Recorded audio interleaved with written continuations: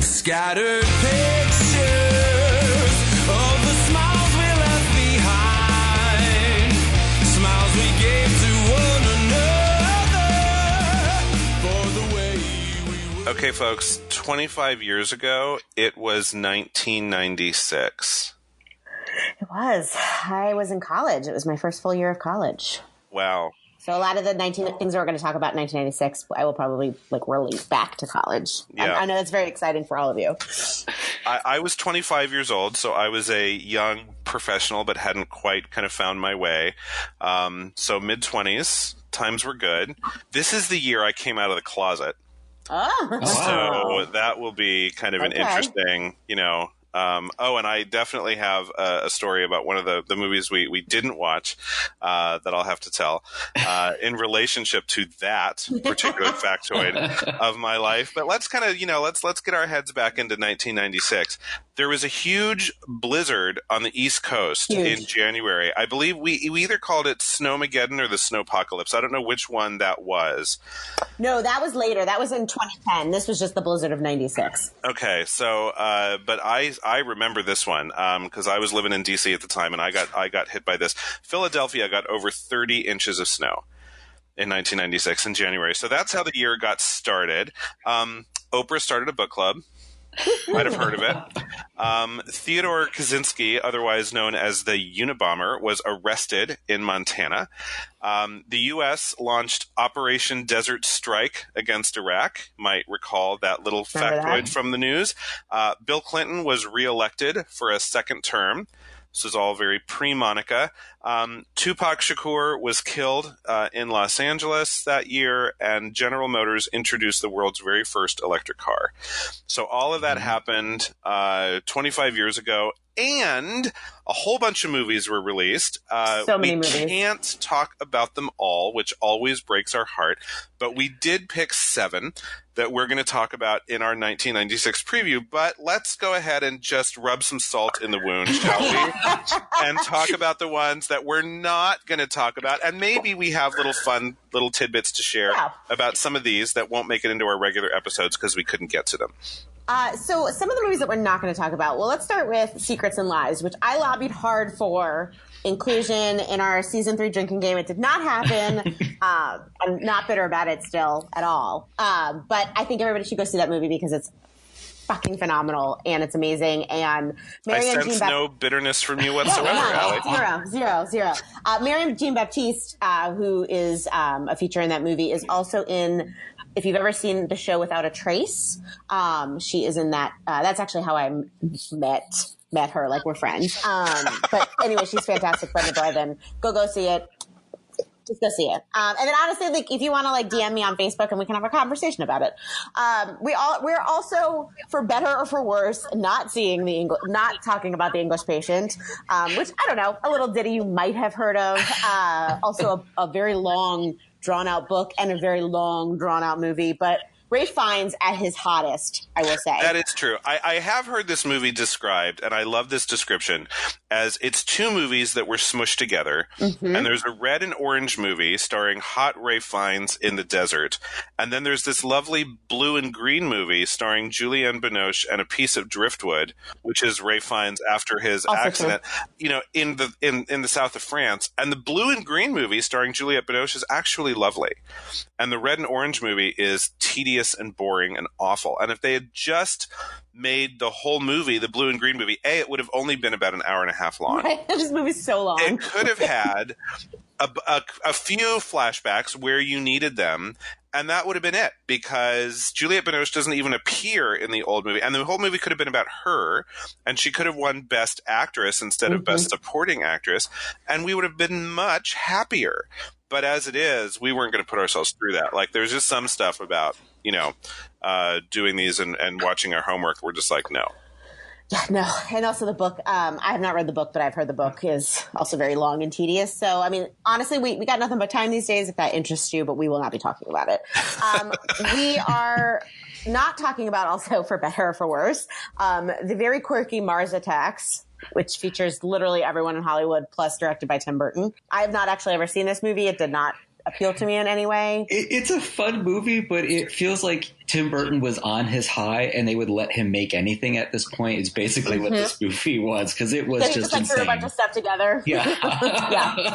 I recall thinking that Glenn Close as the First Lady was about the funniest thing I ever saw, because I'd never really seen her do comedy to that level before, and she was actually very funny. And that was my big takeaway from Mars Attacks, was Glenn Close can be really funny if somebody will let her.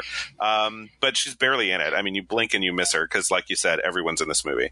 Yeah, it's basically like everyone who was at the height of their career in 1996, including Tim Burton, who's gone on to do some great things since then. But yeah, I think you're right. I think that was like sort of the pinnacle where they're like, all the money, Tim Burton, just make something weird and wacky. We don't even really care. All right, moving on. We are not talking about Emma. It's Jane Austen. It's Gwyneth Paltrow. We did Clueless last year. It's fine. I'm okay with that, honestly. Like my tolerance for like those sorts of period pieces, especially Jane Austen, no disrespect to Jane Austen, is low. So I'm sort of glad that we're not talking about that. All I'll say about that one is, if you're going to watch a movie named Emma, see that one, not the latest one. Oh, yeah. Pro tip. Yeah. Pro tip. Even though Anya Taylor-Joy is fabulous, by the way, and The Queen's Gambit is amazing. But yeah, I'm with you, Matt. I did not enjoy the latest version of Emma on screen. I'm not seeing The Queen's Gambit yet, so it's on my list. I know I'm very behind. I'm sure I'll watch it in the next 8 months. One movie that I am sad that we're not seeing is the sort of cult classic Bound with Gina Gershon and Jennifer Tilly. I know this is one of Eric's faves. It's a hot lesbian crime spree. I mean, what is there not to love about that? With two great actresses and two hot people. So yes, that's about all we can say about that. Bound up together, Yeah, it's fun. Based solely off of her performance in Striptease, I would go and watch this movie, because I do love Nina Gershon now. So you mean Showgirls? Yeah, Showgirls. Sorry, not Striptease. Showgirls. Yeah. Don't disrespect Showgirls. Put some respect on its name. Oh, sorry. Goodness gracious.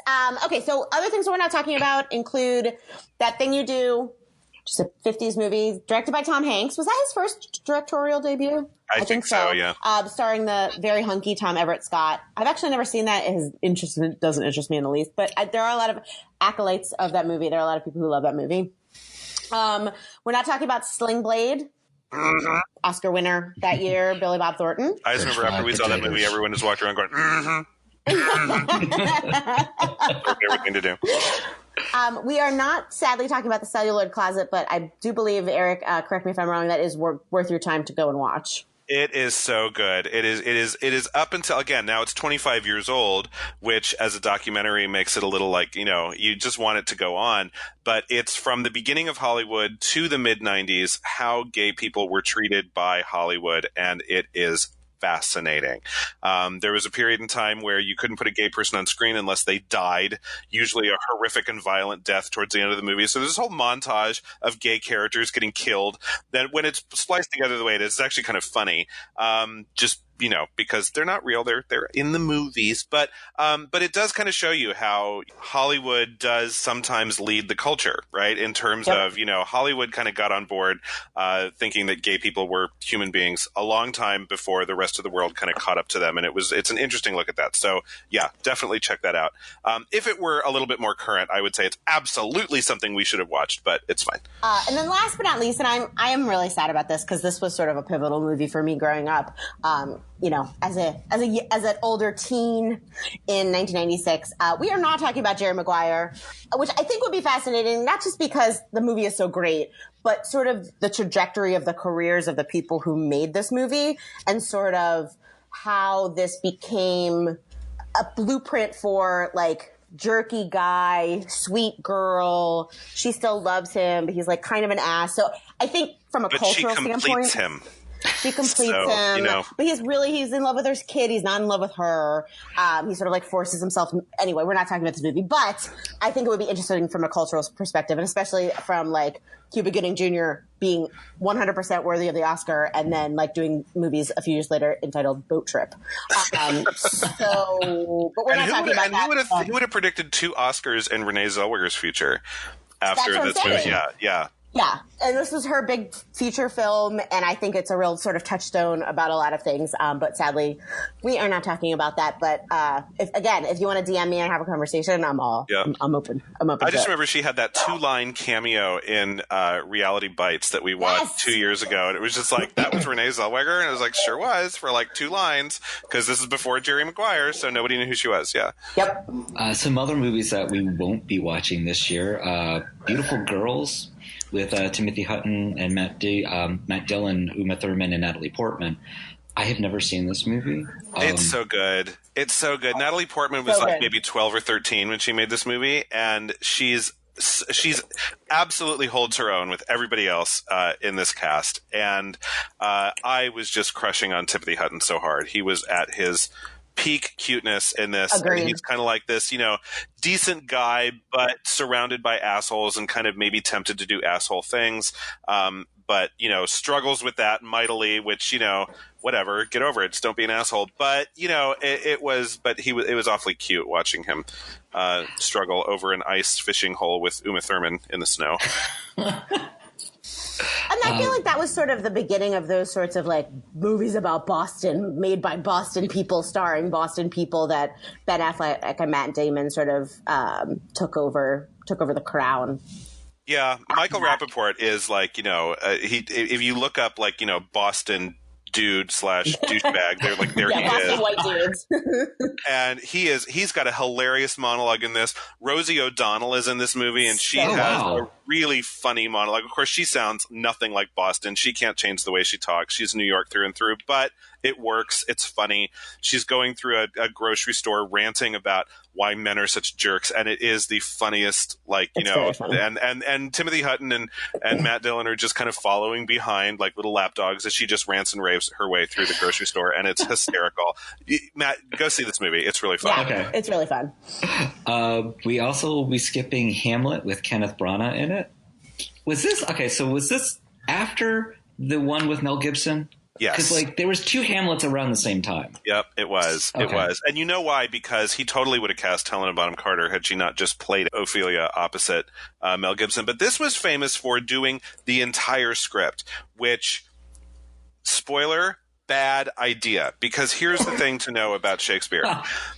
He never wrote down his plays. When everyone decided, this guy's a genius and we should probably save these for posterity, nobody had a script. So a bunch of actors came together and just remembered their lines and put it together and came up with these scripts that are 4 hours long. Shakespeare never wrote a 4-hour play. You cannot stand in the Globe Theater in Stratfordshire for 4 hours and watch a play. He never wrote a 4-hour play. But they decided, let's not take out a single line and let's make a 4-hour movie about him. Bad. It's so long. Is there an intermission? It is so long. I believe there is.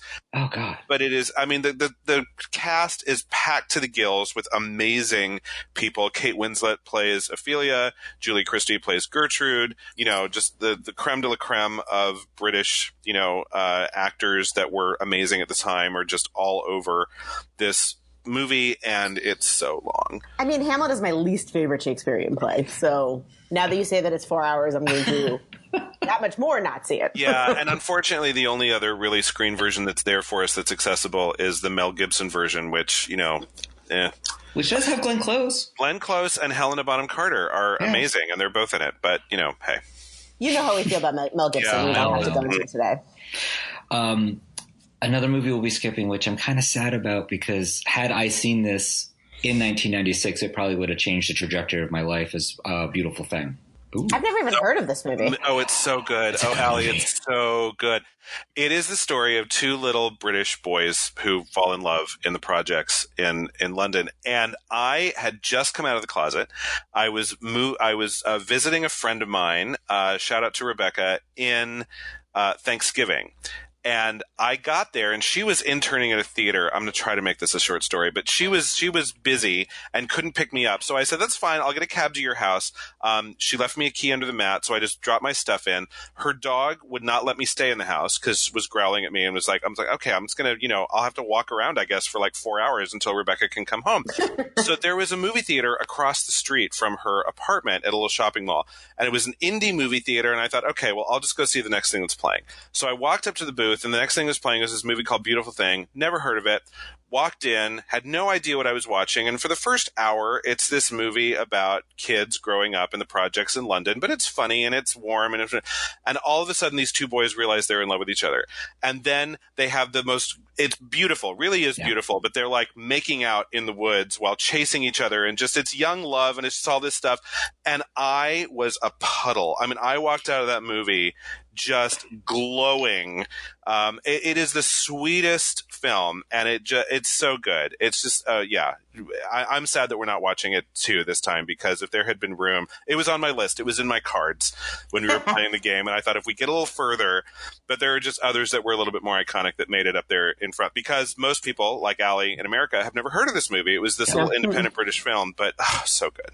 Well, I had never heard of it until we watched it a couple of weeks ago for our gay education series. Yeah. So had I seen this, my life probably would be completely different. Yeah. So, and then the last movie that I can think of that we're not going to watch, which is a controversial movie amongst our group, is Romeo plus Juliet. Don't call it Romeo and Juliet. It is Romeo plus Juliet. To Shonda, we're not watching this movie. It really is, honestly. Much like you, I have a kind of a formative story about Romeo and Juliet. I went to school here in D.C., and as one of the sorority fraternity events, they shut down the old school. I don't know if you remember this, the movie theater on Wisconsin across from WUSA 9, off of Van Ness. There used to be a movie theater in that sort of office building. Anyway, they shut it down, and we could see whatever movie we wanted, and it was 11 o'clock at night. This movie had just come out. It was opening night, and it was a bunch of me and my really good friends, and we saw this movie. And, I'm 18, turning 19 at this point. So, I'm literally the demographic for this movie. And I just remember, even 25 years ago, sitting in the theater watching this movie and just was packed to the gills, and it was just so exciting. And yeah, I love this movie. I know that not everybody does, and people find things wrong with it, but I sort of see it through rose-colored glasses. I love the soundtrack. I know I've memorized, I know all the songs in the soundtrack. Yeah, I had a poster. It was a real thing among my friends in college, this movie. I have no quibbles with the soundtrack. The soundtrack is great. That's about it. I don't want to, we're not doing a show about Romeo plus Juliet, but that's all I'm going to say. The only thing I will say is it's a balcony scene for a reason. They should not be swimming around in a pool. It's just, she needs to be up there, and he needs to be talking to her. And there's certain things that they didn't have to fuck with, but they did. Anyway, a couple more that we're not watching. Matt Bauman, who hosted our drinking game, was very upset that we did not choose a Jim Carrey film. He did make a movie that year. It was The Cable Guy, directed by Ben Stiller. Pass. Never seen it. Not interested. Me either. Marvin's Room, which is a lovely film. I mean, I think in another year we might have easily chosen a movie with Meryl Streep and Diane Keaton and Leonardo DiCaprio, fresh off of Romeo plus Juliet. Also, a little cameo by Gwen Verdon, Broadway legend, who plays the aunt in this. And it's two sisters who've been fighting their whole lives and kind of come together because dad's dying, and that's just kind of what they're doing. And so that was a lovely. Swingers.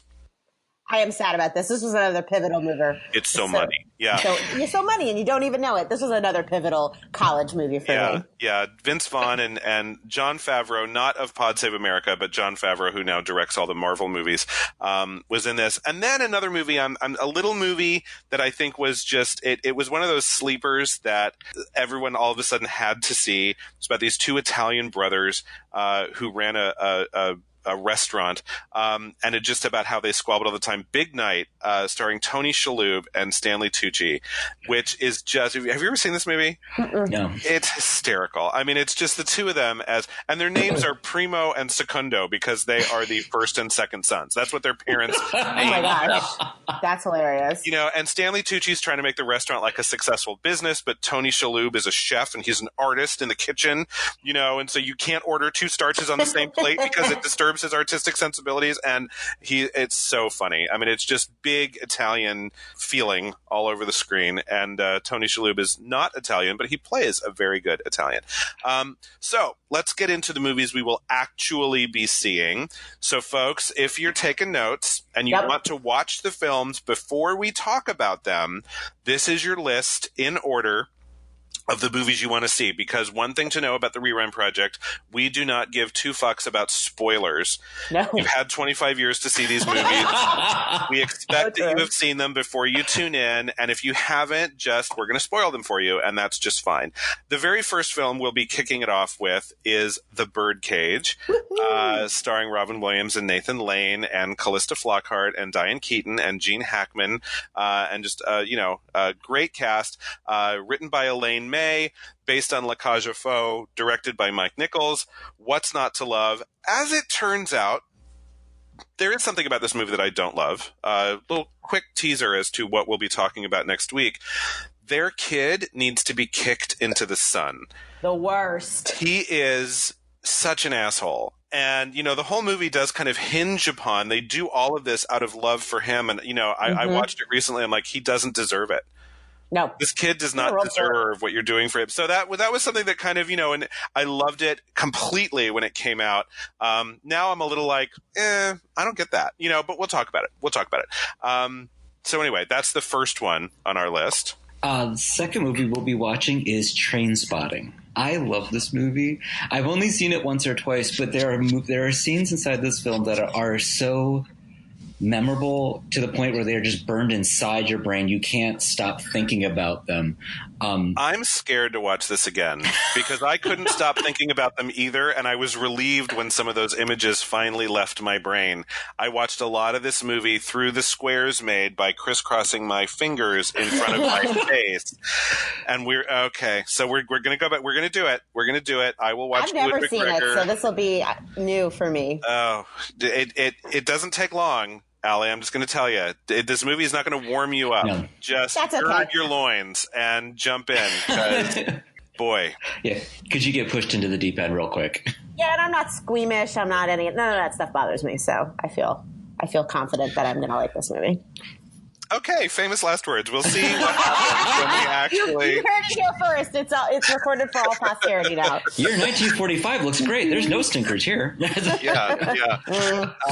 So the next movie on our list, number 3, I'm very excited to talk with you guys about Evita, musical from the 70s. It took forever for them to turn this into a musical, and very controversial when they cast Madonna to play the lead. And I just have lots of feelings about Madonna as an actor, and they might not be the feelings you would expect me to have, but I think that there's a lot to get into there. Also, I think that Antonio Banderas is criminally underrated for this. He didn't get nearly enough attention for it. And it's one of the most brilliantly directed stage musicals for the screen I really think there's ever been. I mean, the way that he handles some of the problems that a lot of directors have moving things from stage to screen, it's fantastic. So I'm really looking forward to watching this one again. And I am too. I mean, I have a lot of feelings about Antonio Banderas in this movie, so we definitely have a lot to talk about. The Mask of Zorro gave me lots of feelings about, Antonio Banderas in all kinds of ways. And not all in my heart, if you know what I mean. That is what I'm talking about in this movie. I mean, Madonna, let's show me more Antonio Banderas, is what I'm saying.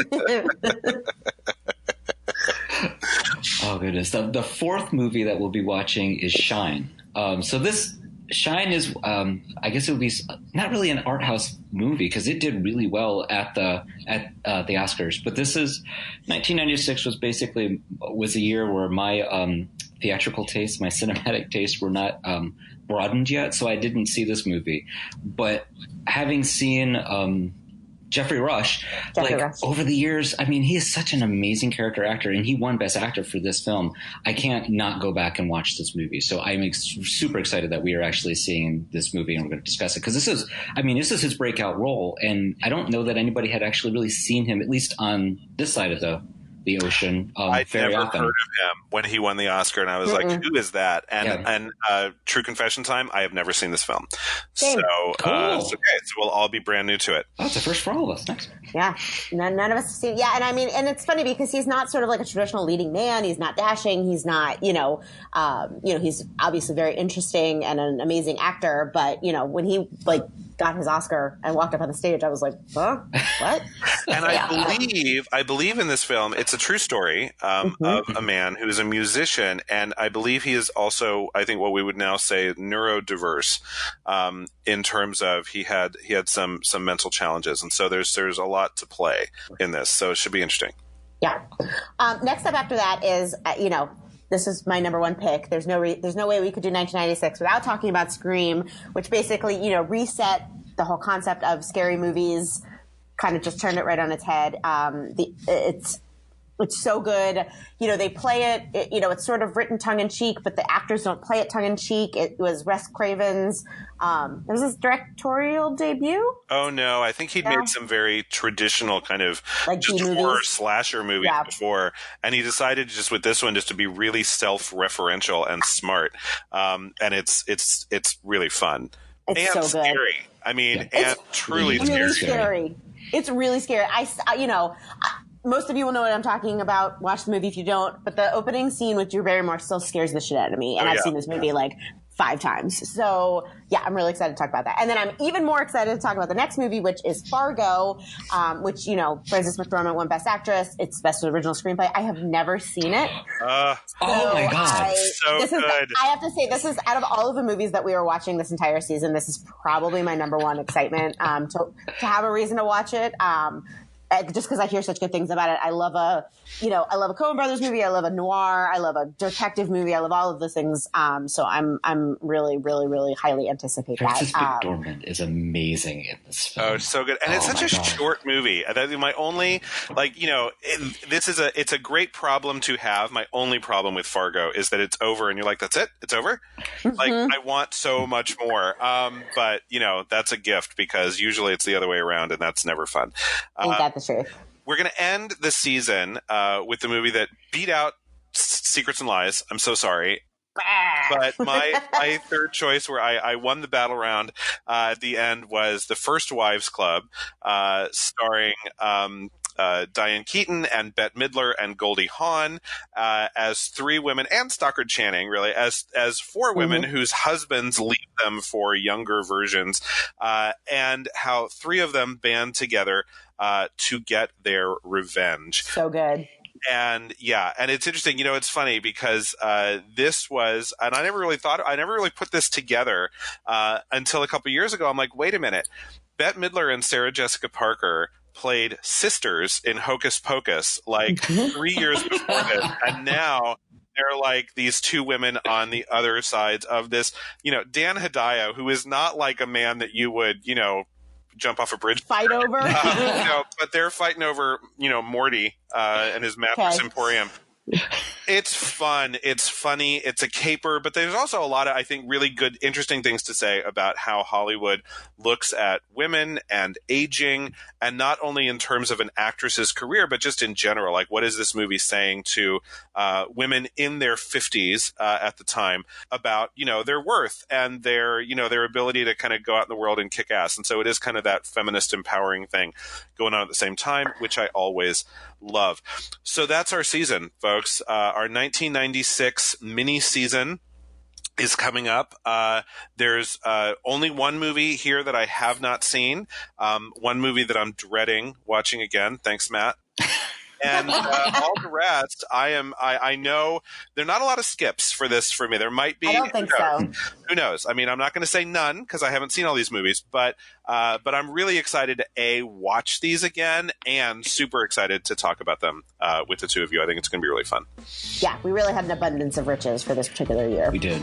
Okay, folks, season 3 of the Rewind Project begins in earnest next week. We will see you then. Be kind, rewind.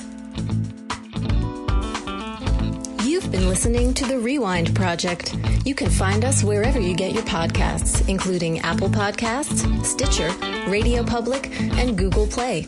Please subscribe and rate us. It helps a lot. We love your comments and questions. You can find us on Facebook, Twitter, and via our new phone number at 202-618-2402. Thanks for listening. Be kind. Rewind.